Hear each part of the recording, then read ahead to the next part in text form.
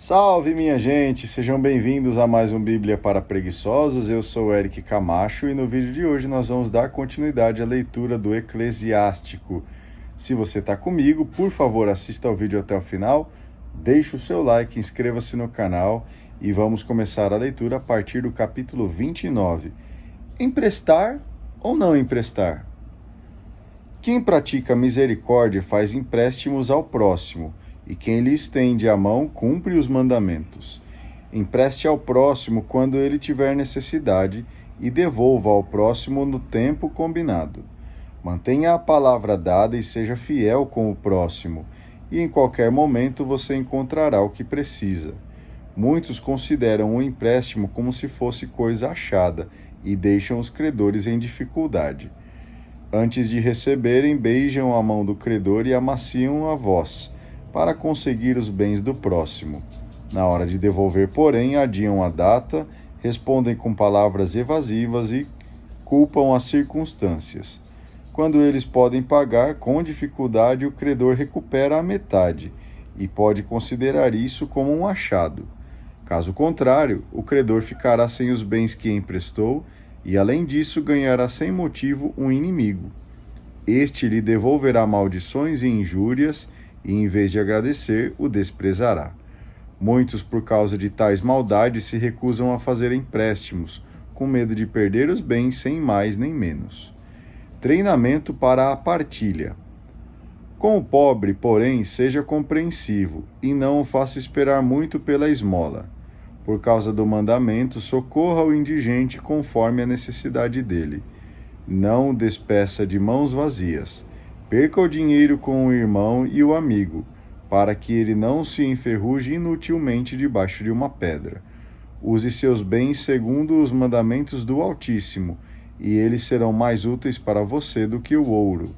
Dê esmola daquilo que você tem nos celeiros, e ela o livrará de qualquer desgraça. Mais do que forte escudo e lança pesada, ela combaterá por você diante do inimigo. Arriscar-se pelo próximo. O homem bom se dispõe a ser fiador do seu próximo, mas aquele que perdeu a vergonha o abandona. Não se esqueça do favor prestado pelo seu fiador, pois ele se expôs por você. O pecador se aproveita dos bens do seu fiador e o ingrato abandona propositalmente quem o ajudou. A fiança já arruinou muitos que prosperavam e os agitou como ondas do mar. Ela deixou sem casa homens poderosos, que foram obrigados a vagar em meio a estrangeiros. O pecador que se apressa em ser fiador para buscar lucro acabará nos tribunais. Ajude seu próximo conforme o que você pode, mas tome cuidado para também você não se arruinar. Dignidade e humilhação são coisas indispensáveis para a vida. Água, pão, roupa e casa para preservar a própria intimidade. É melhor viver a vida de pobre embaixo de um barraco do que saborear comidas em casa alheia. Com pouco ou muito esteja contente, e você não será desprezado como imigrante. É vida dura andar de casa em casa, porque você é imigrante por onde anda, e não pode abrir a boca. Você será recebido como estranho, beberá constrangido e ainda ouvirá coisas desagradáveis. Venha, forasteiro, arrume a mesa, e se tiver alguma coisa, me dê de comer. Ou, saia, forasteiro, dê o lugar para uma pessoa mais digna. Preciso da casa para hospedar o meu irmão. Ser censurado pelo dono da casa e insultado pelo credor são coisas duras para um homem sensato. Capítulo 30. Educar com bom senso. Quem ama o próprio filho usa bastante o chicote para no fim se alegrar. Quem corrige o próprio filho depois terá satisfação e ficará orgulhoso dele na frente dos conhecidos. Quem educa o próprio filho faz inveja ao inimigo e fica alegre diante dos amigos. O pai morre, mas é como se não tivesse morrido, porque deixa depois de si alguém semelhante a ele. Durante a vida, o pai se alegra ao ver o filho e não fica triste na hora da morte. Para os inimigos, deixa um vingador. Para os amigos, deixe alguém que irá recompensá-los. Quem mima o próprio filho, depois terá que lhe curar as feridas, e a cada grito dele, suas entranhas estremecerão. O cavalo chucro se torna intratável, e o filho entregue a si mesmo se torna teimoso. Dê muito mimo a seu filho, e ele trará surpresas desagradáveis para você. Siga os caprichos dele, e ele deixará você triste. Não ria com ele, e com ele você também não irá chorar, para que você não acabe rangendo os dentes.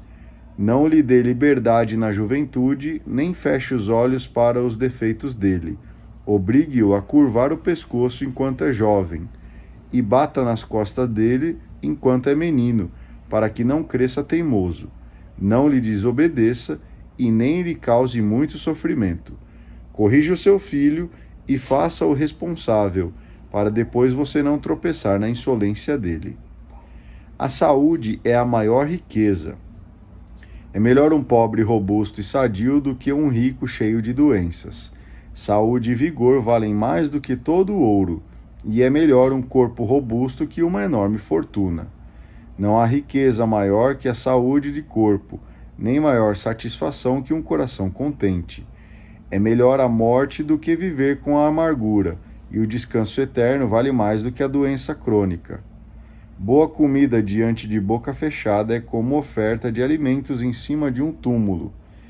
De que serve oferecer frutos ao ídolo? Ele não come nem sente cheiro. Assim é aquele que está sendo perseguido pelo Senhor. Fica observando e suspirando como um eunuco abraçado a uma jovem. Alegria é vida. Não se deixe dominar pela tristeza, nem se aflija com preocupações. A alegria do coração é vida para o homem, e a satisfação lhe prolonga a vida. Anime-se, console o coração e afaste a melancolia para longe, pois a melancolia já arruinou muita gente e não serve para nada. Inveja e ira encurtam os anos, e a preocupação faz envelhecer antes do tempo. Coração alegre favorece o bom apetite e faz sentir o gosto da comida. Capítulo 31. Para quem servem as riquezas? A insônia por causa da riqueza consome o corpo, e a preocupação que ela provoca afasta o sono. As preocupações do dia não deixam dormir, e são piores que doença grave para tirar o sono. O rico se afadiga para acumular riquezas, e quando descansa, afoga-se em prazeres. O pobre se afadiga, consumindo suas forças, e quando descansa, cai na miséria. Quem ama o ouro não se conserva justo, e quem corre atrás do lucro, com ele se perderá. Muitos foram vítimas do ouro, e sua ruína foi inevitável. É uma armadilha para os que com ele se entusiasmam, e todo o insensato é apanhado nela. Feliz o rico que se conserva íntegro e não corre atrás do ouro. Quem é esse homem? Nós o felicitaremos, porque realizou coisa maravilhosa no meio do seu povo. Quem sofreu essa prova e se revelou perfeito? Tal fato será para ele motivo de glória. Quem podia violar a lei e não violou?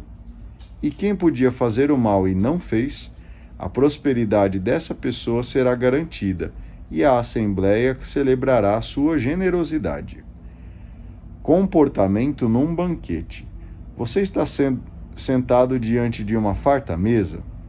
Não escancare a boca diante dela, nem diga, quanta coisa. Lembre-se, olhar ávido e coisa má.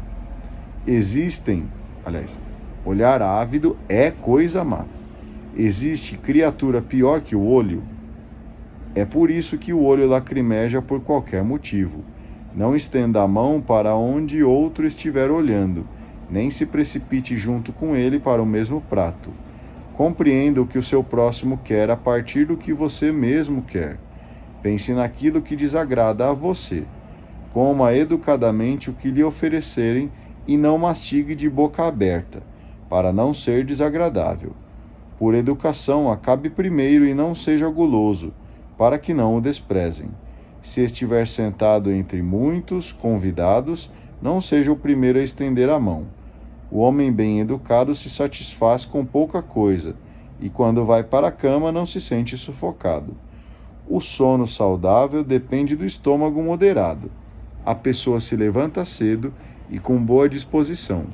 O homem guloso é sempre acompanhado por mal-estar, insônia, náusea e cólica. Porém, se você foi forçado a comer muito, levante-se, vá vomitar e ficará aliviado. Escute-me, filho, e não me despreze, e depois você compreenderá o que estou falando. Seja moderado em tudo o que fizer, e nenhuma doença o atingirá. Muitos farão elogios a quem é pródigo em dar banquetes, e o testemunho sobre a generosidade dele é verdadeiro. A cidade inteira critica quem é mesquinho ao dar banquete, e é correto o testemunho sobre a mesquinhez dele. Não banque o valente com o vinho, porque ele já arruinou muita gente. A fornalha prova a têmpera do metal, e o vinho esquenta a briga dos arrogantes. O vinho traz vida para os homens, desde que você beba com moderação. Que vida existe quando falta vinho? Ele foi criado para alegrar as pessoas. Bebendo em tempo certo e na medida certa, o vinho traz gozo para o coração e alegria para a alma. Todavia, bebido em excesso, por vício ou desafio, o vinho traz amargura para a alma. A embriaguez aumenta a ira do insensato para sua própria ruína, diminuindo-lhe as forças e provocando ferimentos. Num banquete, não repreenda o próximo, nem zombe por ele estar alegre. Não o reprove com palavras, nem o atormente com reclamações. Muito bem, eu agradeço a você que acompanhou a leitura até aqui comigo. Por favor, deixe o seu like, inscreva-se no canal e lembre-se de fazer um comentário. A gente se vê no vídeo de amanhã. Tenha um excelente dia e que Deus continue te abençoando. Um grande abraço e tchau!